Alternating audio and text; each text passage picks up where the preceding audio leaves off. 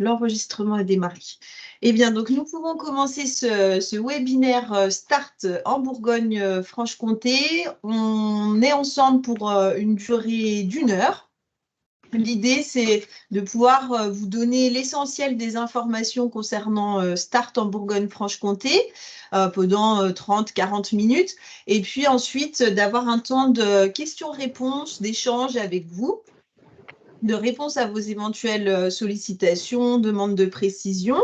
Peut-être pour vous expliquer plus en détail le contenu de ce webinaire, on a aussi en présence et qui prendront la parole tout au long de ce temps, Muriel Power, qui est chef de projet à la Fédération des Créailles. Muriel, donc, qui est à Paris, avec nous en visio. Bonjour Muriel. Nous avons Héloïse Grondin, qui est directrice équipe projet personnes en situation de handicap, et Marie-Jeanne Fabiano, chargée de mission parcours handicap et personnes âgées de l'Agence régionale de santé de Bourgogne-Franche-Comté. Bonjour à tous. Bonjour à tous. Et puis, nous avons également Rachel Raguin, qui est aidante, et Rachel Tresson, qui est professionnelle, toutes deux formatrices Start en Bourgogne-Franche-Comté. Alors, Rachel Cresson est avec nous. Rachel Bonjour. n'est pas encore arrivée, elle va pas tarder à nous rejoindre. Et puis, Pauline, je ne la présente plus, qui est la coordinatrice du projet Start sur la Bourgogne-Franche-Comté. Bonjour à tous. Alors, peut-être un petit rappel, vous aurez aussi le diaporama, hein, bien sûr, on vous le transmettra. Pour ceux qui ne connaissent pas Start, vous redire en quelques mots d'où est né ce projet national, parce qu'il y a une véritable histoire et plusieurs années maintenant de retour d'expérience. Start est né principalement à la suite de la publication de l'expertise collective de l'INSERM sur les déficiences intellectuelles, mais aussi d'un certain nombre de réflexions collectives. Il a donc une vraie base scientifique, mais aussi un portage politique, stratégique, national fort, parce que Start s'inscrit pleinement dans le cadre aussi de la transformation de l'offre, de l'évolution des politiques publiques en faveur des personnes en situation de handicap. Je vous disais qu'il a aussi une histoire dans le sens où il a été expérimenté sur les régions Auvergne-Rhône-Alpes et Île-de-France pendant 3 ans, avant de rejoindre le réseau, la Fédération des Créailles, et d'être déployé par nous-mêmes et l'ensemble de nos collègues sur toutes les régions. Et nous concernant depuis 2022 maintenant, donc on commence à avoir un tout petit peu de recul. Alors, je voulais changer de diaporama, ça y est, ça marche. Donc, peut-être vous redire un petit peu les enjeux de Start, l'approche qui est portée dans ce projet. Je n'ai pas redit, hein, mais l'acronyme START, ça veut dire Service territorial d'accès aux ressources transdisciplinaires, et vous allez très vite comprendre pourquoi. Déjà parce que l'approche, hein, c'est bien celle par les troubles du neurodéveloppement, qui est, comme vous le voyez sur le diaporama, une entité qui regroupe un certain nombre de troubles et des déficiences, les troubles du spectre autistique, bien sûr, mais pas que, ceux de la déficience intellectuelle, tous les troubles 10, les troubles déficitaires de l'attention avec ou sans hyperactivité. C'est plutôt, il nous semblait plutôt pertinent d'avoir cette approche transversale dans le sens où on a souvent, et c'est ce qui est aussi à l'origine des constats de Start, une intrication des troubles chez les personnes concernées, que ce soit des enfants ou des adultes, hein, parce que bien sûr on s'adresse à tous les publics. Donc c'est vraiment le moteur de départ, ce constat scientifique, clinique, que plusieurs de ces troubles sont souvent, même très souvent, observés chez les personnes concernées, et c'est plutôt la règle générale que l'exception, d'où la nécessité d'avoir un décloisonnement des savoirs, décloisonnement des approches, décloisonnement des professionnels, des pratiques en matière de troubles neurodéveloppementaux. Et donc, cette idée transversale de passer du diagnostic catégoriel au diagnostic fonctionnel, et d'aller dans des approches vraiment sur mesure, hein, on utilise souvent cette métaphore-là, comment est-ce qu'on peut apporter un accompagnement sur mesure aux personnes concernées par ces TND et pas forcément du prêt-à-porter identique pour tous. Et puis, comment aussi valoriser, encourager la coopération sur les territoires autour du sujet des TND en faisant appel à la complémentarité, aux compétences de chacun des acteurs. En ce qui concerne cette fois-ci la gouvernance de Start, qui a été à l'origine de ce projet, comment est-ce qu'il est porté aussi bien au national qu'au local, c'est important de pouvoir rappeler que c'est vraiment un projet multipartenarial avec une présence forte dès le démarrage de la filière santé déficience, Alliance Maladies Rares, de l'ANECAMS aussi, l'Association nationale des CAMS, du collectif DI, de la FEAB, de NEXEM, de l'UNAPI. Et sur le plan politique, d'un soutien là aussi important de la part de la délégation interministérielle aux troubles du neurodéveloppement. Ça ne nous aura pas échappé, cette délégation interministérielle auparavant uniquement autisme a fait l'objet d'un élargissement récent de son champ de compétences, de son appellation autour justement des troubles du neurodéveloppement. Donc, on est très en phase avec ça sur Start. Et puis, l'idée aussi, qui est portée à la fois par les partenaires, les acteurs à l'initiative de Start qui le soutiennent et qui sont présents aussi bien au national qu'au niveau régional, c'est d'être dans ces logiques qui visent à reconfigurer l'offre sanitaire, je le disais tout à l'heure, l'offre médico-sociale, autour du sur-mesure, autour de la logique de parcours plutôt que celle de place, du renforcement de la demande, aussi on parle beaucoup de ça, et comment on peut partir des attentes exprimées par les personnes, de leurs besoins, pour apporter ces réponses les plus adaptées possibles. Start s'inscrit principalement dans cette délégation interministérielle et dans cette nouvelle stratégie nationale sur l'axe 2, qui est justement de garantir une solution d'accompagnement à chaque personne, des interventions de qualité tout au long de sa vie et d'intensifier la formation des professionnels parce que, je ne sais pas si j'ai prononcé le terme jusqu'à présent, mais je pense que vous l'aurez compris, il s'agit aussi avant tout d'un programme de formation partenariale. Alors, on y reviendra, mais c'est un dispositif un peu particulier avec 2 piliers, dont de la formation, mais pas que de la formation. Oui. Et finalement, l'objectif général, c'est de permettre à l'ensemble des acteurs, alors que ce soit bien sûr les personnes concernées par des troubles du neurodéveloppement, les parents, les aidants, même plus largement, les professionnels des différents secteurs, médico-social, sanitaire, social, de co-construire le projet individualisé de la personne à partir de ses souhaits, ses attentes, de ses compétences, de ses fragilités aussi, et puis ses besoins d'accompagnement, tout en ayant une meilleure compréhension du fonctionnement des personnes. L'idée, c'est effectivement pour pouvoir co-construire ce projet individualisé, ça nécessite de bien connaître les besoins de la personne, les outils d'intervention, d'évaluation, mais aussi de pouvoir coopérer avec différents partenaires, puisque le projet personnalisé, ça se fait rarement à l'échelle d'une structure, ça implique de devoir coopérer. Donc cette dimension-là au sein de Start, c'est vraiment c'est une dimension très importante puisque ça nécessite effectivement de devoir coopérer avec des acteurs qui ne sont pas forcément issus de la même culture. Donc tu parlais tout à l'heure d'un décloisonnement des savoirs, mais aussi un décloisonnement des secteurs quand on doit travailler en partenariat, en coopération. Donc pour résumer un petit peu tout ce qu'on a évoqué jusqu'à présent, vous l'aurez compris, à cette question du décloisonnement, on insiste beaucoup là-dessus, mais c'est vraiment le cœur du réacteur, enfin l'un des cœurs de réacteur entre guillemets.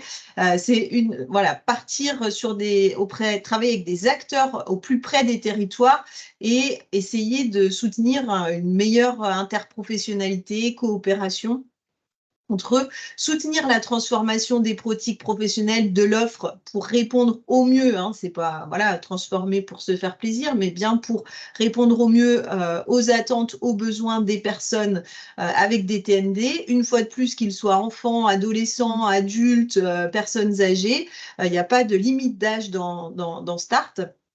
et puis impulser donc ces nouveaux modes de coopération. START, c'est une formation, un dispositif qui s'inscrit aussi pleinement dans une démarche d'amélioration continue de la qualité des prestations offertes aux personnes accompagnées. Donc là, je parle plutôt, pas que, mais au niveau des établissements, des services médico-sociaux et des structures sanitaires.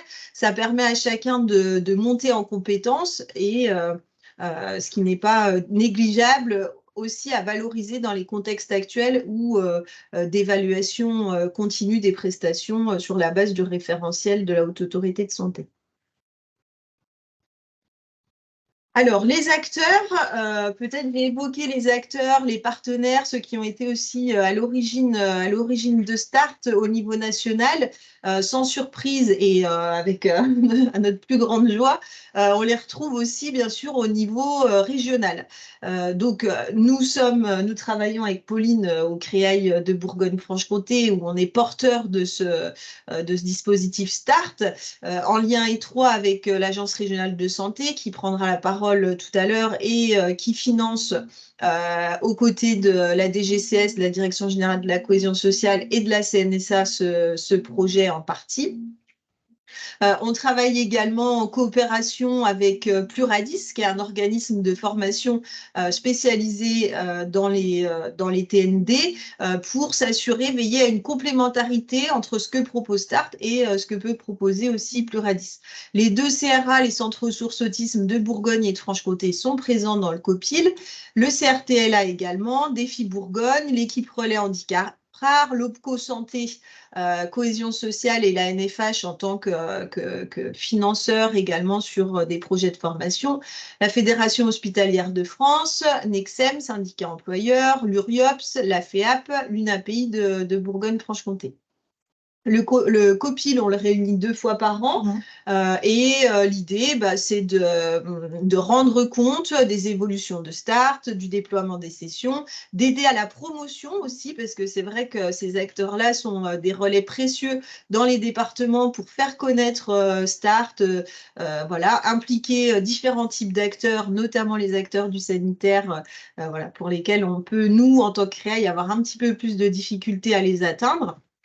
Développer des partenariats et puis penser également des évolutions, des ajustements, toujours en lien avec le national, avec Muriel notamment, parce que voilà, l'idée c'est, bien sûr, il y a des spécificités, mais pas perdre aussi, voilà, START, qu'on garde une certaine homogénéité entre toutes les régions, c'est très important.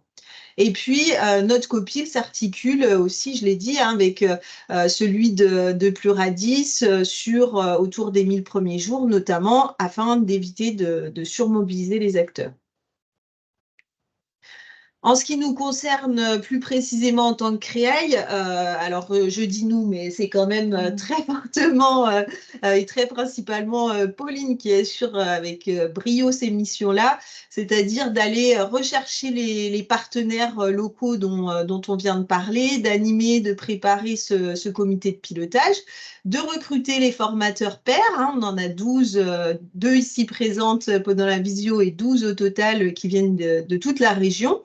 De promouvoir ces actions de formation START, d'organiser les sessions, d'animer des formations, de faire retour aussi entre les sessions, la démarche continue d'amélioration de START, d'être en lien avec le national. Et puis là, ça va être la nouveauté, on va y revenir tout à l'heure de cette année, le déploiement des communautés de pratique START. C'est aussi une étape importante sur laquelle on a déjà bien commencé de travailler, mais qui va prendre vie cette année. Et puis, je passe la parole à l'Agence régionale de santé pour dire voilà, quelques mots de soutien à ce projet. Merci, Madame Guibouda. Oui, quelques mots rapides pour rappeler qu'effectivement, nous, l'enjeu autour du déploiement de cette action, et Madame Bibouda l'a rappelé, c'est la montée en compétence de l'ensemble des professionnels qui vont être amenés à accompagner ces personnes porteuses de troubles du neurodéveloppement. Avec cette approche très, très globale sur l'ensemble des troubles. Pourquoi? Parce que on voit que les taux de prévalence sont importants. Alors là, on a indiqué un taux de prévalence de 10% des enfants qui naîtraient aujourd'hui avec un trouble du neurodéveloppement. Avec la publication de la nouvelle stratégie trouble du neurodéveloppement, on a des chiffres qui sont encore actualisés et qui font état plutôt a priori d'une personne sur 6 qui serait concernée aujourd'hui par un ou des troubles du neurodéveloppement. Donc vous voyez qu'au-delà du problème de santé publique que ça représente, on est même plutôt sur un enjeu de société en fait, hein. Donc pour nous, voilà, il y a un aspect très important en termes de formation des professionnels pour améliorer encore l'accompagnement des personnes confrontées à cette problématique. Madame Bibouda l'a dit également, hein, l'intérêt d'une approche globale sur les troubles du neurodéveloppement, c'est qu'on sait aujourd'hui que effectivement, hein, ces troubles, ils sont très souvent associés entre eux. Et que effectivement l'intrication de ces troubles c'est plutôt la règle et que le trouble isolé est plutôt l'exception. Donc c'est important aussi d'avoir une connaissance à la fois spécifique sur chacun de ces troubles, mais en même temps qui permettent de prendre en compte justement ces tableaux cliniques complexes et du coup de pouvoir identifier les manifestations que chacun d'eux les formes que chacun de ces troubles peuvent prendre en termes de manifestations, les comportements des personnes et du coup pouvoir adapter les interventions en conséquence. Donc, il y a un enjeu fort pour nous sur la question du repérage, du dépistage et du diagnostic et de l'accompagnement précoce. Hein, on a effectivement besoin d'avoir des professionnels qui soient formés au diagnostic de ces différents troubles dans une approche effectivement de diagnostic différentiel. Et puis, il y a aussi, et je viens de le dire, hein, la question de l'adaptation des interventions proposées pour prendre en compte effectivement les besoins spécifiques de chaque personne, les compétences, les difficultés et évidemment les souhaits et les besoins. Effectivement, toujours aussi dans une approche visant à favoriser l'autodétermination des personnes. Je vous laisse passer à la diapo suivante, s'il vous plaît. Pardon.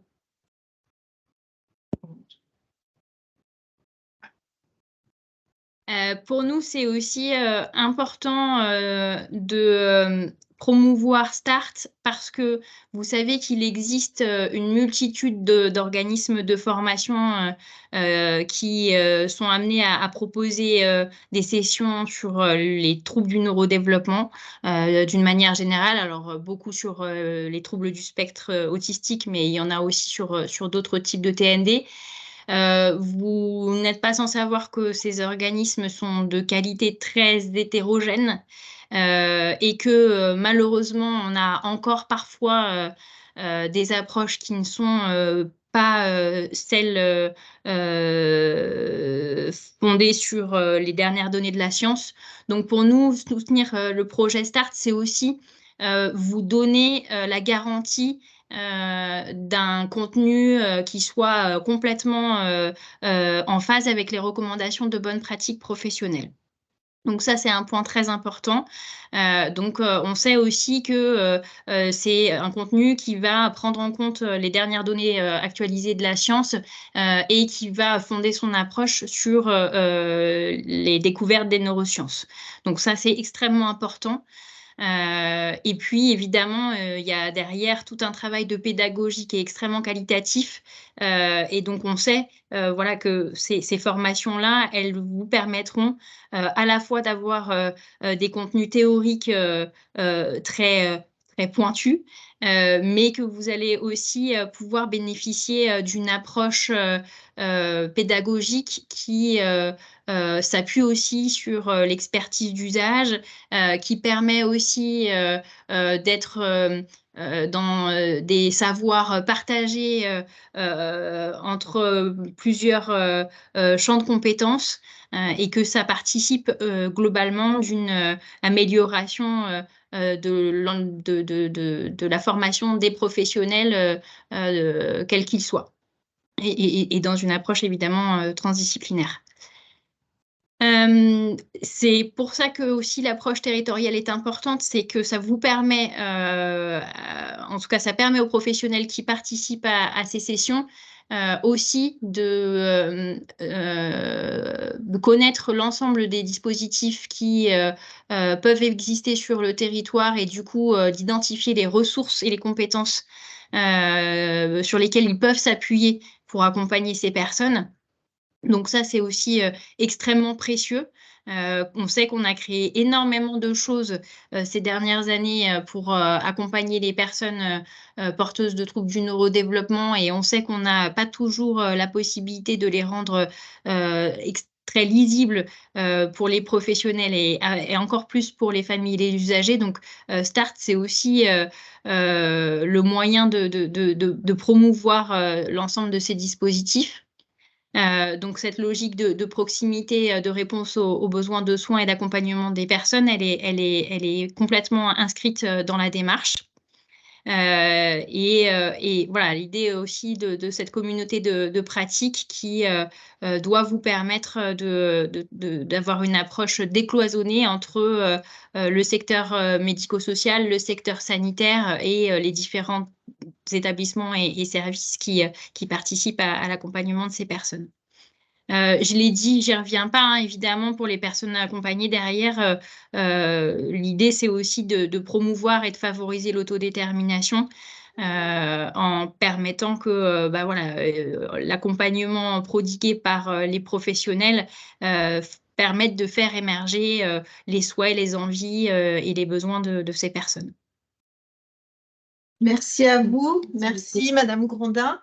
Je propose de poursuivre avec l'intervention de Pauline pour vous décliner le projet de manière aussi plus opérationnelle. Voilà, c'est ça. Concrètement, comment ça se déploie sur la région et vous donner aussi un peu quelques éléments d'éclairage sur voilà, le programme, la méthode, comment ça se passe. Alors concrètement, les sessions de START, ce sont des sessions qui regroupent 20 professionnels, des professionnels dits de seconde ligne du soin et de l'accompagnement, donc sanitaire, médico-social.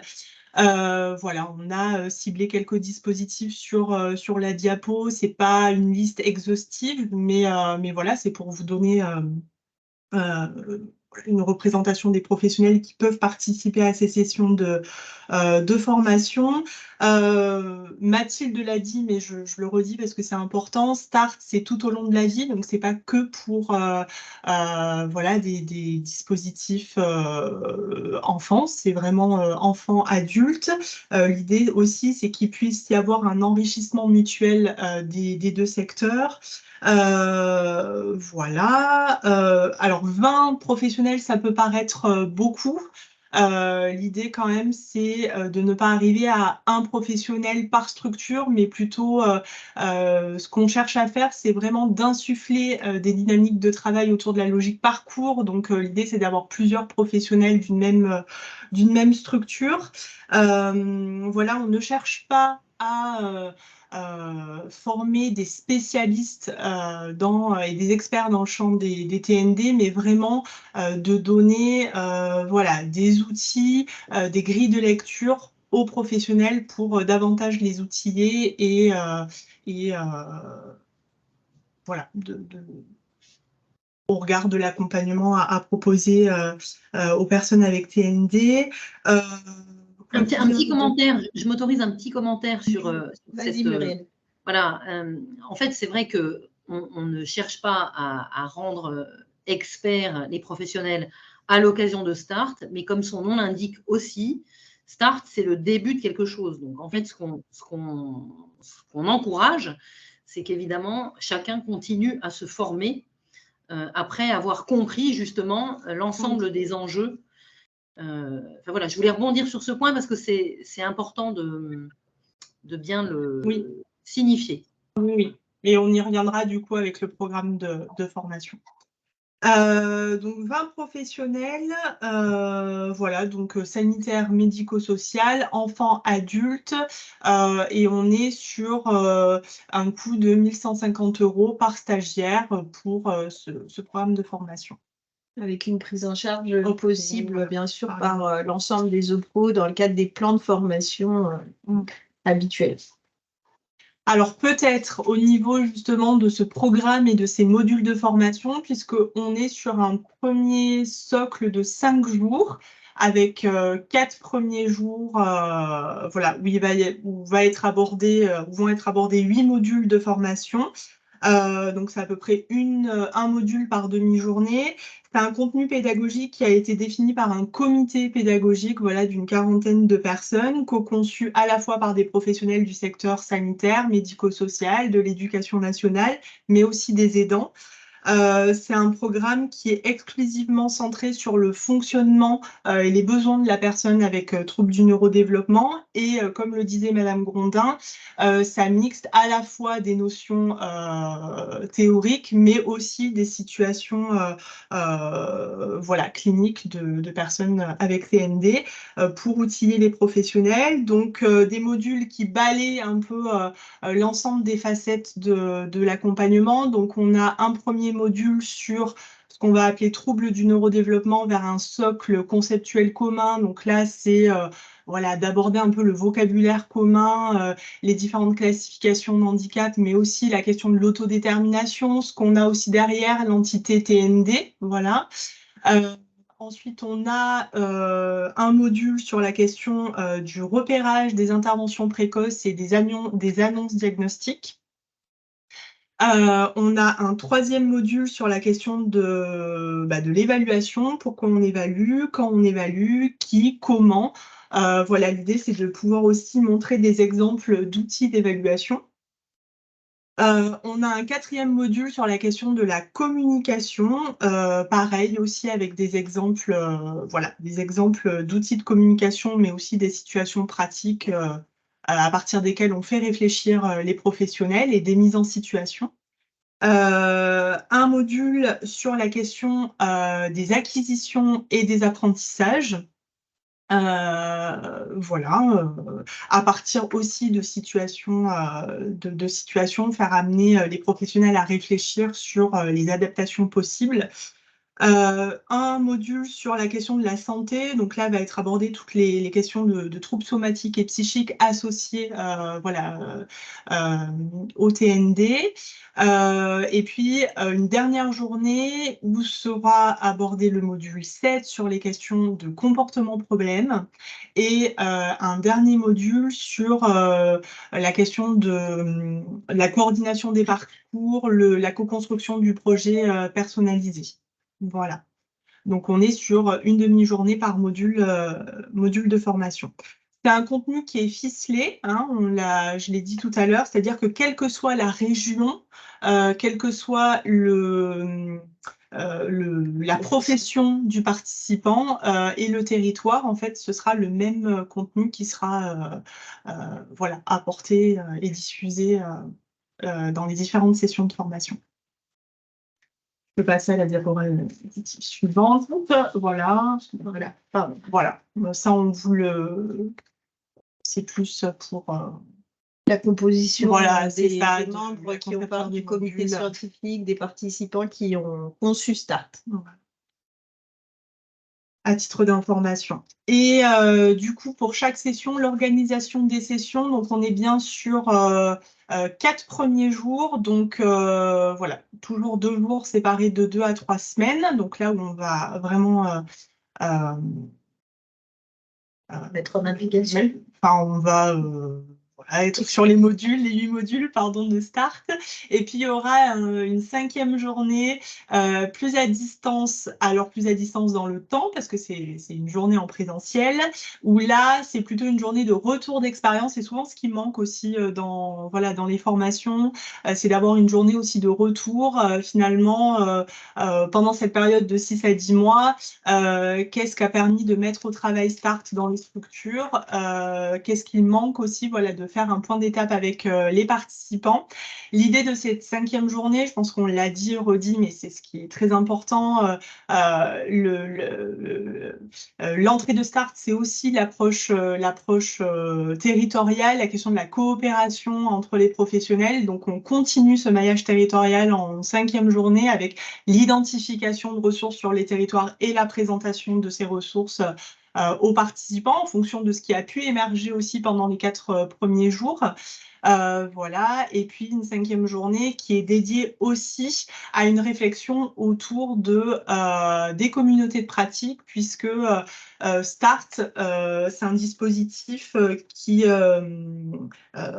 s'inscrit vraiment dans la durée, qui n'a d'intérêt que si on s'inscrit voilà, dans cette durée pour inscrire ce lien justement entre les professionnels de façon durable sur les territoires. Du coup, l'idée, c'est après ce socle de formation, c'est d'être sur des communautés de pratique. C'est quelque chose qui est en train de se structurer, donc c'est difficile d'en dire plus aujourd'hui. Mais l'idée, voilà, c'est de pouvoir arriver à la mise en place de ces communautés de pratique qui regroupent différents professionnels, voilà, du champ sanitaire, médico-social, et qu'ils puissent prendre appui voilà, sur des situations qu'ils peuvent vivre au quotidien pour s'entraider. Je pense que ça a été dit, mais voilà, la question de l'entraide et de l'appui par les pairs, c'est aussi très important. Et dernière spécificité, et après je laisse la parole donc à Rachel Raguin, Rachel Tresson, qui sont membres de l'équipe voilà, formatrice. Je te laisse continuer. La spécificité de Start, Madame Grondin l'a voilà, un petit peu dit tout à l'heure, c'est la question du savoir expérientiel, c'est vraiment l'ADN de Start, c'est-à-dire que on a une équipe de 12 professionnels et aidants qui sont formateurs, des professionnels aussi de seconde ligne. Voilà, ce ne sont pas des professionnels de métier, de la formation. L'idée, c'est vraiment qu'ils puissent s'appuyer sur leur savoir expérientiel pour voilà, illustrer ce contenu qui a été co-construit. Des professionnels de terrain, des aidants qui partagent aussi les mêmes préoccupations et qui connaissent la réalité de terrain auxquelles sont confrontés finalement les participants qui partagent ces sessions. Donc finalement, il y a une mutualisation des savoirs, un enrichissement tant entre les participants, mais aussi entre les formateurs et les participants eux-mêmes. Voilà, donc une équipe de 12 professionnels et aidants. Donc chaque jour, les 4 premiers jours, il y a un binôme. En fait, il y a un binôme par journée de formation. Voilà, c'est ça. Donc, un binôme pour les 2 premiers modules, un autre binôme pour le module 3-4, un autre binôme pour le module 5-6 et un autre binôme pour le module 7-8, d'où ma présence aussi pendant toutes les sessions de formation pour faire du lien entre tout ça et être fil rouge. Voilà. Des profils très complémentaires au niveau de cette équipe de formatrices, voilà, des aidantes, mais aussi voilà, pédiatres, médecins généralistes, chargés de projet, neuropsychologues, psychologues, chefs de service, directrices adjointes, vraiment une équipe complémentaire voilà, tant sur le lieu d'exercice que la fonction, le public accompagné. Voilà, on a essayé de mixer tout ça pour faire une équipe de formatrices riche. Voilà. Et je laisse la parole, peut-être aux 2 formatrices pour nous dire voilà, quelques mots de leur expérience. Voilà, je pense que c'est important de leur côté aussi. Alors, on va se faire des courbettes. Bonjour. Rachel Tresson, je me permets de prendre la parole en premier, si tu n'y vois pas d'inconvénient, Rachel. Oh, vas-y. Voilà. Donc, voilà, moi j'ai rejoint l'équipe Start depuis octobre 2022. Je suis, moi, directrice adjointe du Centre Ressources Enfance et Adolescence de l'ADAPI du territoire de Belfort. Et dès que j'ai vu effectivement l'offre de recrutement pour faire partie de Start et de cette aventure, j'ai vraiment trouvé ça clairement fantastique parce que ça correspondait vraiment à l'idée que je me faisais de la prise en charge, de l'accompagnement des personnes, enfants, adolescents. Alors, moi, je suis plus dans l'enfance, l'adolescence que les adultes, mais les adultes également, bien sûr. C'était vraiment ce que je prône au quotidien, hein, le travail de partenariat déjà dispositif. Maintenant, on fonctionne beaucoup en dispositif, déjà en interne du dispositif, et puis vraiment tout ce qui peut aider dans l'accompagnement de l'enfant, de la personne, que ce soit au niveau familial, que ce soit au niveau des différents partenaires médico-sociaux aussi, des partenaires, comme on l'a dit avant, sanitaires, aide sociale à l'enfance. Enfin voilà, c'est vaste, il n'y a pas de limite. C'est vraiment une réponse aux besoins de la personne. Et on va chercher les moyens là où ils ont besoin d'être cherchés pour répondre aux besoins de la personne. Et je trouve ça vraiment, voilà, c'est très, très adapté. Et on prend vraiment en compte les besoins, les attentes, alors de la personne, des familles aussi, quand on est dans l'enfance, bien sûr. Et c'est très riche. Alors, c'est riche du fait des 20 participants qui sont très variés et diverses. Mais c'est vrai que c'est riche aussi pour nous en tant qu'intervenante parce qu'effectivement, on est un public très varié, on intervient avec des binômes très différents. Donc, voilà, c'est une richesse pour tout le monde avec un partage d'expérience énorme. Et c'est que du bénéfice du coup pour les participants et pour les usagers après qu'on va prendre en charge. Voilà, je te laisse la parole, Rachel. Merci, Donc, Rachel. Bonjour à tous, donc moi je suis Rachel Raguin et du coup j'ai intégré l'équipe de formateurs START depuis plus d'1 an et sous la casquette du coup d'aidante formatrice. Et c'est vrai que je trouve ce qui est intéressant en fait dans START et notamment pour les formateurs, c'est vraiment cette possibilité de binôme. Et de donner finalement aussi la possibilité aux aidants en fait de venir sur ce dispositif de formation. On a eu la chance en fait lors de la formation de formateurs de rencontrer quand même les concepteurs du dispositif de formation START et ça a été quand même un plus pour nous. Ça nous a permis vraiment de prendre en considération en fait l'impact que pouvait avoir START. Et je trouve quand même ce qu'il y a à souligner, enfin moi je fais beaucoup de formations, hein, du coup, enfin j'ai fait beaucoup de formations parce que du coup en étant aidante j'ai été obligée de me former, mais je trouve que là on parle beaucoup de disparité de territoire et c'est vrai que l'avantage de START c'est que c'est un dispositif national. Donc on va tous parler le même langage et c'est important finalement de se dire que quand on est dans une session de formation, de se rendre compte que finalement les partenaires, enfin tous les participants qui vont être présents sur ces modules, à la fin de ces 5 journées, finalement, vont parler le même langage et vont pouvoir construire finalement quelque chose. Et c'est vraiment l'importance, je trouve, de START, c'est de se dire de travailler en réseau, de travailler, de ne plus se sentir seul et de savoir en fait qu'il existe quelque chose aussi derrière. Et je trouve que c'est important de le souligner et c'est ce qui remonte finalement au cours de ces sessions. Les partenaires sont vraiment des fois surpris de savoir qu'en fait, dans une même association, dans un service en fait à côté, dans la même ville, en fait, ils sont capables d'utiliser tel outil d'évaluation, telle chose, et de se dire, bah oui, on peut se l'emprunter, on peut se le prêter, voilà. Vraiment d'apporter finalement un soutien et vraiment, voilà, ce travail en réseau finalement au sein même d'un territoire et de mieux connaître finalement l'existant aussi sur le territoire.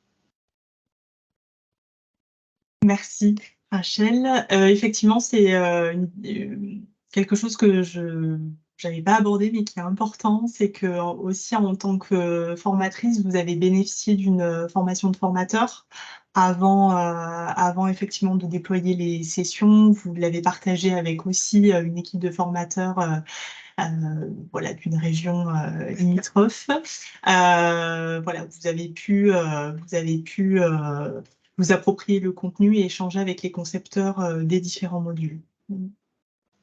Et c'est vrai que, pardon, Et je voudrais juste compléter le fait qu'on ait effectivement une coordinatrice, donc Pauline, au niveau de la session, ça rajoute quand même un plus et ça permet aussi que nous, en fait, en tant que formatrice, on soit tout le temps en lien permanent et qu'on ait aussi connaissance des participants, en fait, du profil des participants. Et nous, ça nous permet en fait de nous adapter vraiment à la demande du territoire et vraiment de pouvoir adapter les contenus. Merci, mesdames. Merci beaucoup. Et on va finir peut-être avant de laisser voilà, une vingtaine de minutes, 15-20 minutes aux questions. Le calendrier de déploiement, parce que comme on l'a dit, c'est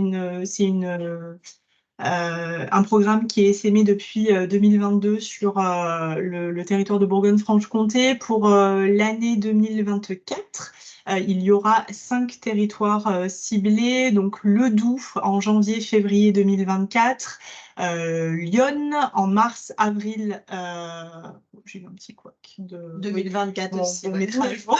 Lyon, mars-avril 2024, le Jura, juin 2024, Haute-Saône, septembre-octobre 2024, et puis la Saône-et-Loire en novembre 2024. Pour l'instant, les inscriptions sur le territoire du Doubs sont ouvertes. Voilà, vous pouvez vous inscrire. Pour ce qui est de Lyon, le Jura, la Haute-Saône et la Saône-et-Loire, elles ne vont pas tarder d'ici quelques jours. On attend juste la confirmation des salles pour pouvoir nous recevoir et ce qui nous permettra de pouvoir avant les congés de fin d'année, on vous enverra le lien pour les inscriptions sur chacune des sessions et puis la vidéo aussi de ce webinaire pour que vous puissiez éventuellement transmettre à d'autres collègues, partenaires, etc. N'hésitez pas. Et puis en attendant, sur le site du CREAI Bourgogne-Franche-Comté, on a une page dédiée à Start avec la plaquette, les informations. Je vais vous mettre ça dans le chat. Surtout, si vous êtes intéressé, n'hésitez pas à vous manifester, mais aussi à pouvoir échanger avec vos partenaires potentiels pour partager une session commune sur votre territoire. Est-ce que vous avez alors des réactions, des questions, des demandes de précision parmi les participants présents à ce webinaire? Alors, comme on est assez nombreux, on vous propose peut-être d'utiliser le chat prévu à cet effet. Voilà, ou de lever la main. N'hésitez pas. Muriel, tu voulais préciser quelque chose? Écoutez, vous êtes de très bonnes ambassadrices, donc merci. C'est formidable aussi de pouvoir voir que le projet résonne, que aussi bien du côté des formatrices qui se sont engagées et qui ont fait ce pari de la transdisciplinarité. Chacun a fait le pari de cette transdisciplinarité qui n'était pas acquise au départ. C'est un modèle un petit peu différent de ce qui peut exister par ailleurs. Et je pense qu'on peut être satisfait, c'est vrai, des effets bénéfiques que produit cette transdisciplinarité absolument à tous les niveaux, c'est-à-dire au niveau national, au niveau régional et au niveau local. Et ça, c'était le pari qu'on avait tous fait au départ. Et on voit que ça porte ses fruits. Alors, la coopération, c'est quelque chose d'extrêmement exigeant, en fait, exigeant pour soi. Et ça n'est pas simple à faire vivre aussi bien en région qu'au niveau local. Et c'est pour ça qu'on a besoin de chacun, parce que les personnes, les enfants et les adultes ont besoin de ça, on le sait. Et donc, chacun a vraiment un rôle à jouer dans cette place qui doit être prise par les uns et les autres, dans cette dimension de parcours, dans cette logique de coopération à laquelle on tient énormément. Donc, on remercie tous les partenaires, tous les contributeurs, parce qu'on sait que c'est un chemin exigeant. Et voilà, il va falloir faire vivre ça, Mathilde et Pauline l'ont bien dit. dans cette dimension de communauté de pratique aussi. Et on remercie également les institutionnels, hein, l'ARS qui est très soutenante, qui sont très soutenantes. On sait qu'on a besoin de chacune de ces pièces de puzzle pour que ça fonctionne. Donc, merci à tous. Merci Muriel. Peut-être un point important à préciser parce qu'on a des sollicitations dans ce sens. Là, vous avez les dates qui sont programmées. On peut envisager d'en programmer d'autres, mais s'il y en a d'autres, ça ne peut pas être, je pense que vous l'aurez compris, des formations en intra, c'est-à-dire au sein d'un seul et même organisme gestionnaire ou d'un seul et même établissement, parce que la logique, elle est bien celle de l'approche territoriale et d'avoir du partenariat, du décloisonnement entre différents acteurs. Non pas qu'il n'y ait pas de différents types d'acteurs au sein d'un même organisme gestionnaire, mais l'idée, c'est vraiment la question de la transversalité. On essaye aussi de mobiliser l'éducation nationale. Voilà, c'est pas toujours évident, mais on ne lâche pas de ce côté-là. Et puis du côté du sanitaire aussi, hein, je l'ai dit en introduction, c'est moins évident pour nous, Créail, du fait voilà, de nos réseaux qui se développent de plus en plus, mais voilà, qui sont moins étoffés qu'avec le secteur social et médico-social. Donc, n'hésitez pas voilà, à en échanger aussi si vous êtes intéressé avec vos propres partenaires pour les mobiliser dans ces sessions de formation START pour être vraiment dans la transdisciplinarité. On vous a remis dans le chat le lien vers la page Start hein, sur le Créail. Vous retrouverez aussi des vidéos, des témoignages de participants. Sur LinkedIn, il y a aussi des publications assez courantes, soit de la Fédération des Créailles, soit sur notre page au sujet de ce projet national Start. Et puis donc, vous savez où nous contacter. Alors, peut-être qu'on a été très clair, peut-être que vous n'osez pas prendre la parole, peut-être un peu des deux, mais n'hésitez pas, il nous reste encore quelques minutes si vous le souhaitez, si vous avez besoin de précision, c'est le moment.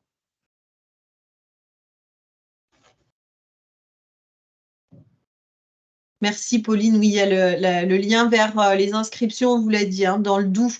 Donc c'est en janvier, ça approche hein, désormais.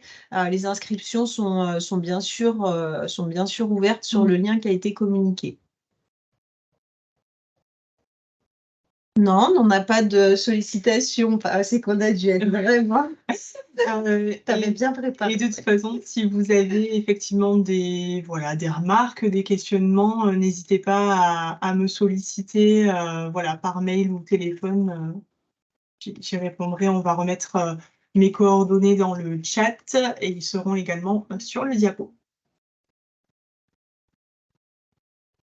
Eh bien, écoutez, s'il n'y a pas d'autres questionnements, d'autres remarques, il nous reste à vous remercier pour votre écoute attentive. Merci aux intervenants qui ont de nouveau répondu présent, qui se sont mobilisés pour promouvoir Start en Bourgogne-Franche-Comté. C'est vrai que c'est un projet qui fonctionne bien depuis plus d'1 an maintenant et qui mérite d'être encore déployé. On a une question pour savoir les sessions en Côte d'Or. La Côte d'Or, elle vient de se terminer. Voilà, elle était en novembre 2023. Donc voilà, si vous êtes intéressé effectivement pour une session en Côte d'Or, n'hésitez pas à me solliciter pour voir dans quelle mesure on peut en organiser une, voilà, et à quelle échéance. Comme le disait Mathilde, si vous avez aussi identifié de votre côté des partenaires avec lesquels partager cette session, on pourra mettre une passion. C'est souvent comme ça, hein, quand une session se construit, il y a 1 ou 2 acteurs qui nous sollicitent, Pauline les rappelle, fait du tissage, voilà, et si chacun, ça fait un peu boule de neige, chacun mobilisant ses contacts, ça nous permet d'organiser une session de 20 personnes. En fait, il y a vraiment 2 options, soit la possibilité de suivre le calendrier tel qu'il est déployé, soit de nous solliciter directement pour pouvoir mettre en place une session. S'il y a des sessions de moins de 20 inscrits, est-elle maintenue? Alors, c'est vraiment l'objectif d'arriver à 20 personnes. Pourquoi? Parce que, vous l'aurez compris, au regard du nombre de formatrices mobilisées, sur 4 jours, il y a 8 formatrices qui se mobilisent. Au regard de l'aspect coopération territoriale, on essaye vraiment d'atteindre cet objectif de 20 inscrits, puis ça crée une certaine dynamique aussi.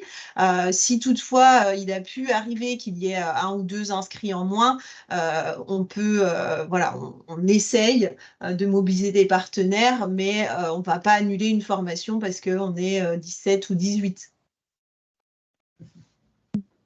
9 personnes pour une même association, ça fait un petit peu nombreux sur 20. On peut aussi essayer sur plusieurs questions, voir comment il peut y avoir du relais en interne. Le plus évident, c'est d'en échanger avec Pauline. Je vais remettre aussi peut-être ton numéro de téléphone. Si ces professionnels sont de dispositifs très différents, voilà, il y a aussi avoir un sens. Ce côté-là.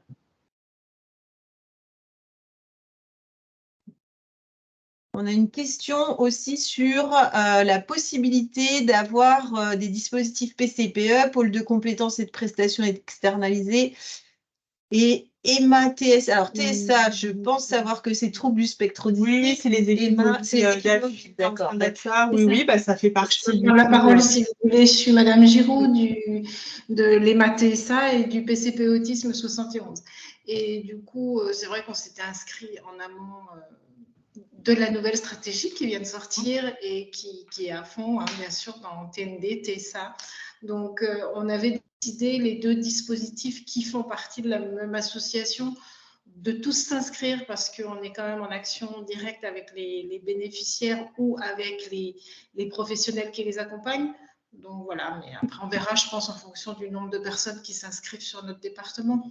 Oui, mais en tout cas, voilà, c'est bien des dispositifs cibles de ce programme. Et puis, c'est vrai qu'entre PCP, même si c'est un même organisme gestionnaire, en l'occurrence, voilà, c'est pas 9 personnes d'un CESAD ou uniquement du PCPE. C'est ce qu'évoquait Muriel. Il y a une certaine pluralité des regards, donc c'est pas gênant, au contraire. Ok, merci. Je vous ai remis aussi donc dans le chat le numéro de téléphone de Pauline, 03 80 28 84 49. Quand elle est présente, ça fait un plaisir de répondre. Et puis l'adresse mail, pauline.perastre@creaibfc.org. Je le remets parce que je ne suis pas sûre dans le webinaire que le chat s'affiche. Mathilde dit ça parce que je suis aussi pas mal en intervention et en animation de formation, donc plutôt joignable par mail pour une réponse plus rapide. Voilà, c'est beaucoup plus facile. Est-ce qu'il y a d'autres demandes de précision, d'autres souhaits d'information, d'autres questionnements sur le projet START en Bourgogne-Franche-Comté? Il semblerait que non. Eh bien, cette fois-ci, nous vous remercions très chaleureusement pour votre présence, votre mobilisation. Et puis, on reste bien sûr disponible pour tout échange complémentaire. Donc, n'hésitez pas. Merci beaucoup aux participants, aux intervenantes. Merci beaucoup. Bon après-midi à tous. Au revoir. Au revoir. Merci, bon après-midi. Merci beaucoup.